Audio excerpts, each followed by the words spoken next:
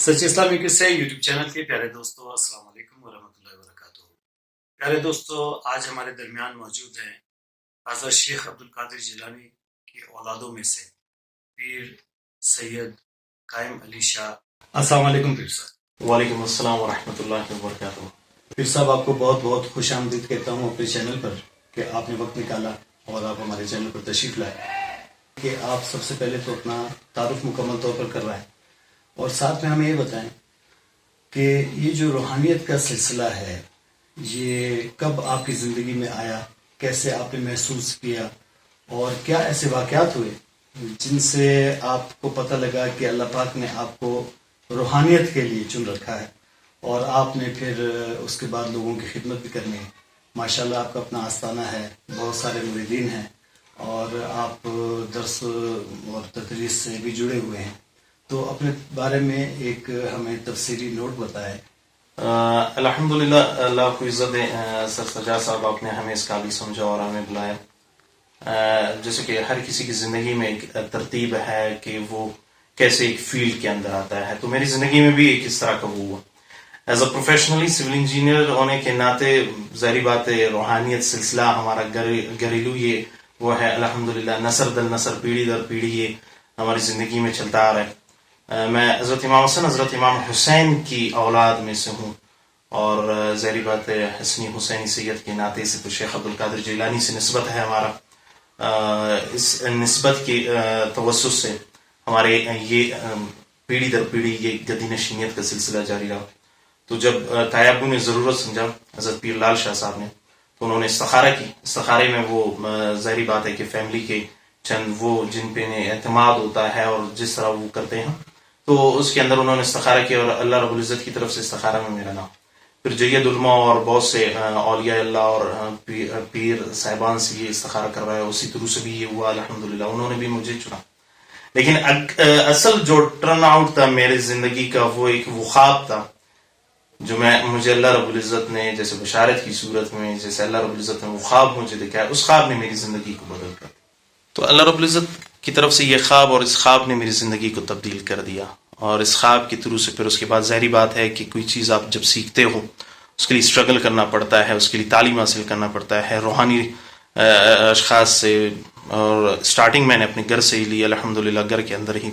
तो मेरे जो रूहानी वो थे सिलसिले में और रूहानी तरीक़त में मेरे जो उस्ताद मोहतरम थे मेरे वालिद साहब मरहूम सैयद अनवर शाह हसन हुसैनी, और उसके साथ साथ मेरे तायाबू हज़रत पीर लाल शाह साहब, उनसे मैंने ये चीज़ सीखी। और उसके बाद आस्ता आस्ता करके और बहुत से ऐसे बुजुर्गान दीन उनके सोबत में बैठ के और ये तमाम चीज़ों को सीख के, ताकि रूहानियत में एक ऐसा मुकाम इंसान को हासिल हो, क्योंकि ये लामकाम है, इसमें कोई कुछ भी नहीं कर सकता। ना ही इसमें जब तक आप, ये एक समंदर है, इस समंदर के आप जितने अंदर डूबते जाते हो, गहराई में जाते जाते हो, इतना ही गहरा होता जाता है। तो आज तक मैं अपने आप को तालिब इल्म समझता हूँ, मैं अपने आप को पूरा नहीं समझता।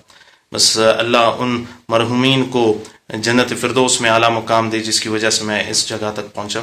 तो वक्तन फ़वक्तन फिर ये तरतीबात जाते गए। फिर मैं लोगों की रूहानी इलाज अल्हम्दुलिल्लाह दम के ज़रिए से या कुछ जिस तरह के तरीक़ाकार है उसके ज़रिए से फ़ी सबीलिल्लाह, अल्लाह की रज़ा की खातिर, क्योंकि अल्लाह के कलाम को पैसे पे बेचना ये मेरे नज़दीक बल्कि हर इंसान के नज़दीक ये हराम है, गलत है।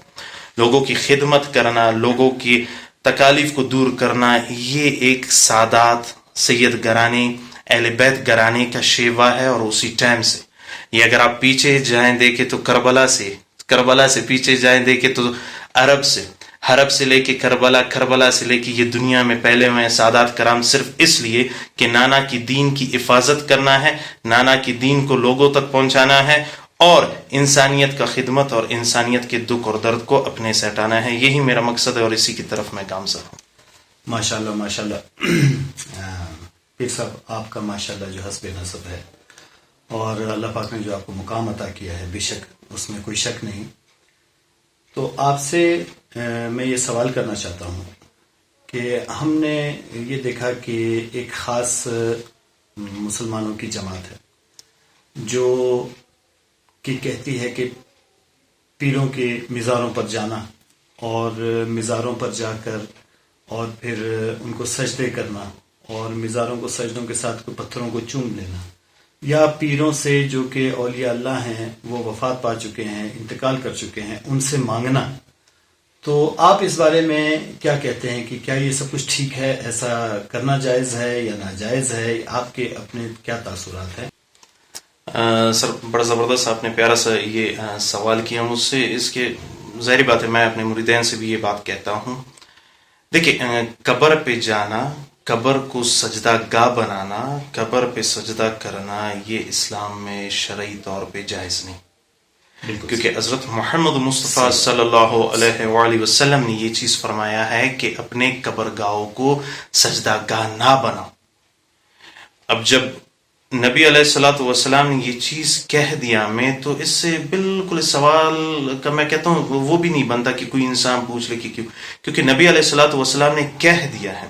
پھر یہاں سے ایک اور چیز آپ دیکھ لیں کہ سیدنا عمر فاروق رضی اللہ تعالیٰ عنہ حجر اسود کے پاس جا کے کھڑے ہوتے ہیں، اسے کہتے ہیں کہ تو عام سا پتھر ہے جنت کا، صرف محمد مصطفیٰ صلی اللہ علیہ وسلم کو دیکھ کے اور اس طرح کرتے ہوئے دیکھ کے میں نے یہ عمل کیا، نہ تو کسی کو نفع پہنچا سکتا ہے نہ تو کسی کو نقصان پہنچا سکتا ہے. تو اس لحاظ سے بھی ہمیں پتہ ہونا چاہیے کہ قبرگاہ کو اور یہ مزارات کو سجدہ گاہ نہ بنایا جائے.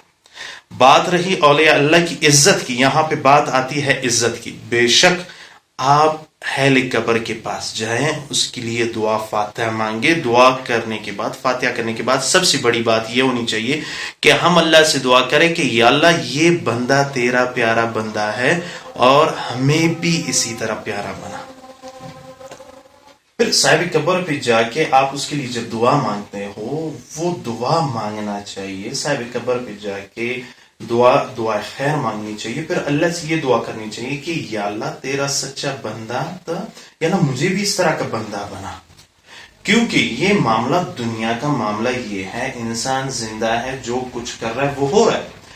اب انسان فوت ہو چکا ہے، انسان پردہ فرما چکا ہے، انسان اس دنیا کو چھوڑ چکا ہے، تو پھر کوئی بھی ایسی چیز نہیں کہ وہ دوبارہ وہ کرے. یہ ہمارا ایک مسلمان کا ایمان و یقین ہے کہ بس بندہ فوت ہونے کے بعد اس کے معاملات دنیا سے کٹ جاتے ہیں.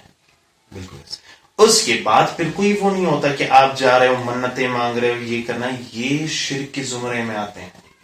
اور اللہ رب العزت جو ہے وہ شرک جو ہے، شرک کو نہیں مانتا. اللہ ہر گناہ کا ایک اپنا مقدار ہوتا ہے، اسی کی طرح سزا اور جزا دے دیتا ہے، بخش بھی دیتا ہے. لیکن شرک میں اللہ کبھی بھی نہیں بخشتا. یہ شرک جو ہے حد سے زیادہ سخت ترین چیز ہے اللہ کی قدرت کے نزدیک کہ اللہ اسے نہیں مانتا. کیونکہ شرک جب آپ کرتے ہو تو اللہ کی وحدانیت کو چھوڑ کے آپ دوسرا متبادل راستہ اختیار کر رہے ہیں.